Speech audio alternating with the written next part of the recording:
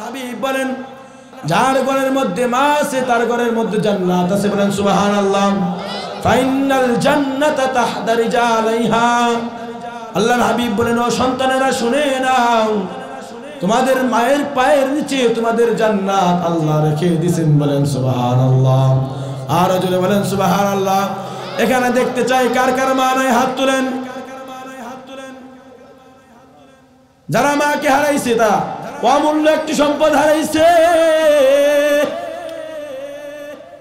আমাদের যাদের মা আছে আমরা মায়ের কদর বুঝবো না,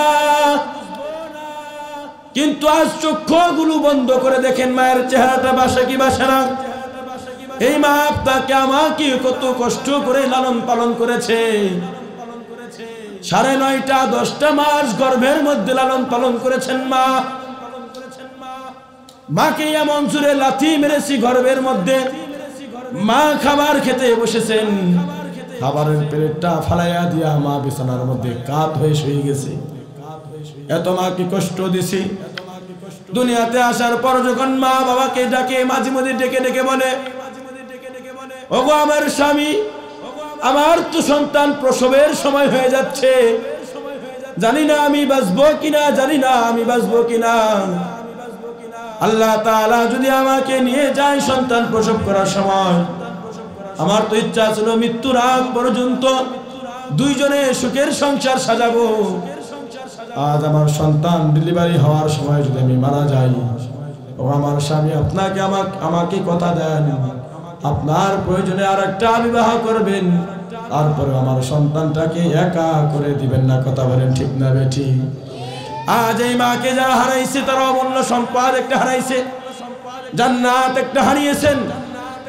এই মা আপনাকে আমাকে সন্তান প্রসব করার সময় কলসের কলস মায়ের শরীর থেকে রক্ত প্রবাহিত হয়। কথা বলেন ঠিক না বেঠিক?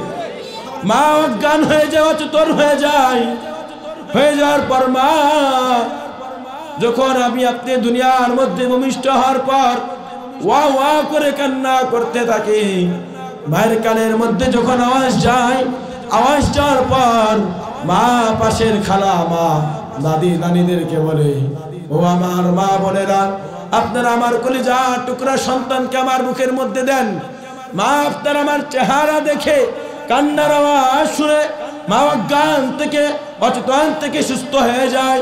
মা আপনারা আমার চেহারা দেখে মার শরীর থেকে যে কলসের কলস রক্ত প্রবাহিত হয়েছে, মা ওই দিকে লক্ষ্য না করে মা আপনার আমার চেহারা দেখে মা সুস্থ হয়ে যায়। কথা বলেন ঠিক না বেঠিক? এত কষ্ট দিয়েছি মাকে আমি, আপনি কত কষ্ট করে দুনিয়ার মধ্যে ভূমিষ্ঠ হয়ে দুনিয়াতে এসেছি। ভাইয়ারা একটু চিন্তা করে দেখেন, আজ যাদের মা নাই তারা অমূল্য একটি সম্পদ হারাইছেন, যাদের বাবা নাই তারা অমূল্য একটি সম্পদ হারাইছেন। এই কনকনে শীতের মধ্যে আমি আপনি প্রস্রাব করে দিছি, পায়খানা করে দিছি। ওই মা রাতের বেলা যখন গভীর রাত হয়ে গেছে, মা যখন আমার পিছনে যখন হাত দিছে, আমি প্রস্রাব করে দিয়ে আমি কান্না করতেছি, মায়ের ঘুম ভেঙে যায়। বাবা পাশ থেকে বলে, মনে হয় ক্ষুধা লেগেছে। মা বলে, মার তুই দুধ পান করিয়েছি, এখন ক্ষুধা লাগে নাই। মা সন্দেহ করে, মনে হয় প্রস্রাব পায়খানা করে দিছে। মা আমার নিচে হাত দিয়ে দেখে আমি প্রস্রাব করে দিছি। প্রস্রাবের কারণে, ঠান্ডার কারণে আমি বলতে পারি না যে মা আমার ঠান্ডা লেগেছে। আমার একটা আওয়াজ ওয়া ওয়া বলে কান্না করি। আল্লাহ পাক রব্বুল আলামিন আপনার কান্নার মধ্যে, মায়ের কলিজার মধ্যে এমন একটি রাডার লাগিয়ে দিছে, কান্নার আওয়াজ দিয়ে আমি আপনি সব কিছু মার কাছ থেকে আদায় করতে পেরেছি। কথা বলেন ঠিক না ঠিক? আমার যখন ক্ষুধা লেগেছে তখন আমি কান্না করেছি, যখন আমার ঘুমের দরকার তখন আমি কান্না করেছি, যখন আমার প্রস্রাব পায়খানার প্রয়োজন তখন আমি কান্না করেছি। আমি বলতে পারি না গো মা আমাকে খাবার দাও, আমাকে দুধ পান করাও। আমি বলতে পারি না গো মা আমার প্রস্রাব পায়খানার প্রয়োজন, আমাকে প্রস্রাব পায়খানা করাও। এই কথা কেউ বলতে পেরেছেন? আওয়াজ দিয়ে বলেন পেরেছেন? বলতে পারি নাই। একটি আওয়াজ ওয়া ওয়া বলে কান্না করেছি। ওই মাকে যারা হারিয়েছো একটু চিন্তা করে দেখেন, ওই মাকে এই দুই হাত দিয়ে শেষবারের মতো কাফনের কাপড়টা খাটের উপর থেকে সরাইয়া মা কি যখন দেখেছি আর দেখতে পারি নাই। মা অথচ বাড়ির পাশেই, মসজিদের পাশেই ওই কবরস্থানে ওই বাঁশ বাগানে শুয়ে আছে। আজ থেকে 20 বছর হয়ে গেছে, 30 বছর হয়ে গেছে, এখনো মায়ের খবর পাওয়া যায় না। আল্লাহর কাছে একটি দোয়া ছাড়া আপনার আমার কোনো রাস্তা নাই। এই কনকনে শীতের মধ্যে মাকে কবরের মধ্যে রেখে আসছি, একটি বারও মার খবর দিলা না। ওরে নাফরমান সন্তান, আল্লাহর হাবিব বলেন ওই সন্তানের চামড়া যে যদি মায়ের পায়ের চ্যান্ডেল বানিয়ে দেওয়া হয়, তারপরেও মায়ের এক ফোঁটা দুগ্ধ পানের হক আদায় করা হবে না। আর যাদের মা নাই, তারা অমূল্য সম্পদ হারাইছে, তাদের আর কোনো মা ডাকার রাস্তা নাই। মাকে আর কখনো মা বলে রাখতে পারবে না। যেমন বুঝাই, মাহফিল করে বাড়ি যাওয়ার পর রাত্র যখন গভীর হয়ে যায়, বউ বাচ্চারা, স্বামী, স্ত্রী সহ সন্তানেরা সকলে ঘুমায়, মা যখন বাড়ির মধ্যে গিয়ে মাকে ডাক দেয়, স্ত্রীকে যখন ডাকে স্ত্রী শুনে না, মাকে ডাক দেওয়ার পর সঙ্গে সঙ্গে মা উঠে দরজা খুলে দেয়। আর মাকে তখন বলে, ওরে মা তুমি কেন এত রাত হয়ে গেছে, কেন ঘুমাও না? মা বলে, রে সন্তান, তুমি যখন ওয়াজের মধ্যে চলে যাও আমার একটু ঘুম আসে না। আমি চিন্তা করি আর দোয়া করি, ওগো আল্লাহ আমার সন্তানকে ইসলামের সঠিক দাওয়াতগুলো দিয়া সহি সালামতে আমার মালিককে আমার কোলের মধ্যে ফিরাইয়া দাও। ওগো সন্তান, দেখো তোমার স্ত্রী ঘুমায়, তোমার বাচ্চাগুলো ঘুমায়, কিন্তু আমি মায়ের চোখে ঘুম নাই। তখন মাকে বলি, ওরে মা তুমি যখন দুনিয়া থেকে চলে যাবা, তখন কে আমাকে গভীর রজনীতে দরজা খুলে দিবে?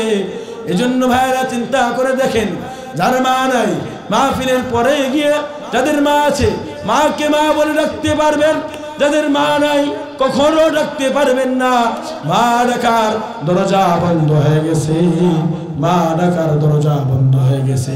এজন্য বৃদ্ধ বাবারা, যুবক ভাইরা একটু চিন্তা করে দেখেন, মা কত কষ্ট করে লালন পালন করে আপনাকে আমাকে মানুষ বানিয়েছে।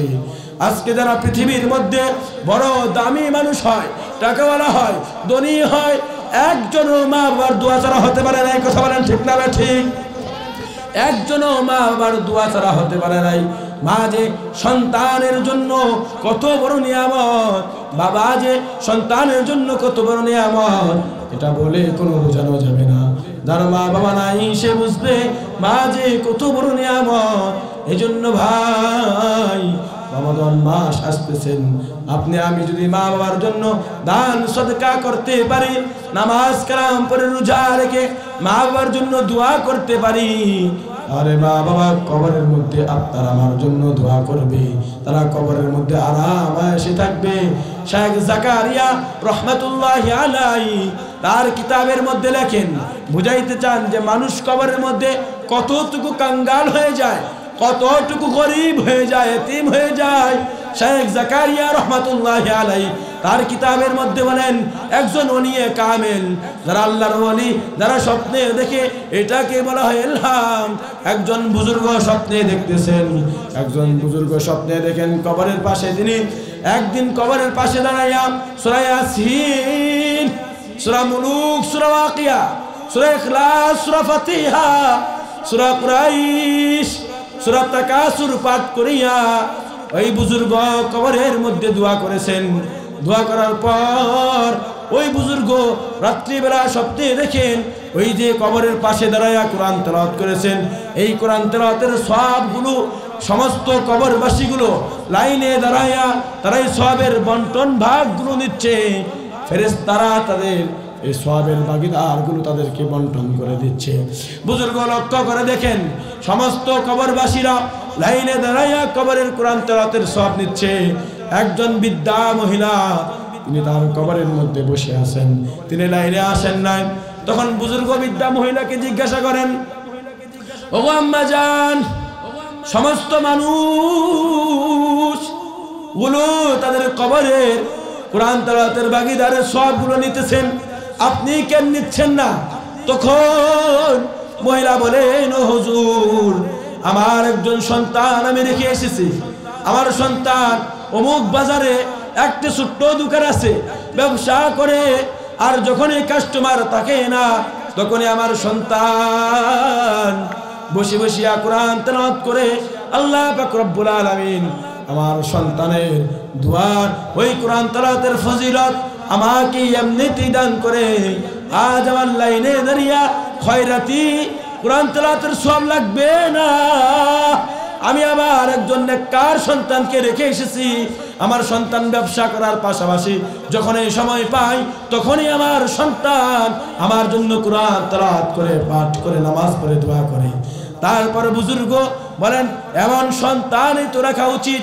বুজুর্গের কাছে যখন ওই মহিলা বললেন অমুক বাজারে অমুক দোকান, একজন টঙ্গের মধ্যে বসিয়া দোকানদারি করেন।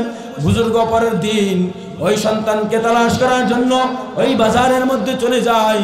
চলে যাওয়ার পরে দেখে একজন যুবক মানুষ একটি টঙ্গের মধ্যে বসিয়া যখন কাস্টমার চলে যায় তখন ওই বুজুর্গ দেখে সন্তানটা কোরআন তেলাওয়াত করে। সন্তানের কাছে নাম জিজ্ঞাসা করে, ও সন্তান তোমার নাম কি? অমুক। ওই যুবকটা বলে, হ্যাঁ হুজুর আমার নাম অমুক, আমি স্বপ্নে দেখেছি তুমি যে কোরআন তেলাওয়াত করো, এই কোরআন তেলাওয়াতের সওয়াবগুলো তোমার মা কবরের মধ্যে অটোমেটিকলি পাইতে থাকবে। সুবহানাল্লাহ। তারপর আবার কিছুদিন পর, দীর্ঘদিন পর আবার বুজুর্গ স্বপ্ন দেখে। বুজুর্গ দেখে যে তিনি সূরা ওয়াকিয়া, সূরা ইয়াসিন, বিভিন্ন সূরা পাঠ করার পর ওই যে সওয়াবগুলো মানুষকে দিচ্ছে, সমস্ত মানুষগুলো সওয়াবের ভাগীদার হচ্ছেন, সওয়াবগুলো নিচ্ছেন। কিন্তু ওই যে একদিন বৃদ্ধা মহিলা দেখেছিলেন, ওই বৃদ্ধা মহিলা তো আজ দেখা যায় লাইনে দাঁড়িয়েছে, সবার আগে দাঁড়িয়েছে। তখন বৃদ্ধা মহিলাকে বুজুর্গ জিজ্ঞাসা করেন, ও আম্মা জান, কারণটা কি? আপনি তো কিছুদিন আগে ওই যে একবার সাক্ষাৎ হয়েছিল, আপনি দেখলাম কবরের মধ্যে বসিয়া বসে সব দিয়েছেন, এই লাইনে আসেন নাই। আজ আপনি সবার আগে দাঁড়িয়েছেন কোরআন তেলাওয়াতের ফজিলত সওয়াব দেওয়ার জন্য, কারণটা কি একটু আমাকে বলবেন? মহিলা কান্না করে আর বলে, ও হুজুর ভালো করে শুনেন, ওই যে আমার একজন সন্তান ছিলেন, আমার জন্য কোরআন তেলাওয়াত করতেন। ওই যে কোরআন তেলাওয়াত করতেন, কোরআন তেলাওয়াতের সওয়াব আল্লাহ পাক রব্বুল আলামিন আমার কবরের মধ্যে দিতেন। আজ থেকে কিছুদিন আগে আমার ওই সন্তানটা ইন্তেকাল করেছে, যার কারণে আমি কোরআন তেলাওয়াতের সওয়াব পাই না। আজ আমি কাঙ্গালের মতো, এতিমের মতো দাঁড়িয়েছি, সবার আগে দাঁড়িয়েছি কোরআন তেলাওয়াতের সওয়াব নেওয়ার জন্য। এজন্য ভাইরা, যদি মা বাবার জন্য কোরআন তেলাওয়াত করতে পারি, দিনের কাজ করতে পারি, তাহলে মা বাবা কবরের মধ্যে সওয়াবের ভাগীদার গুলো পাবেন।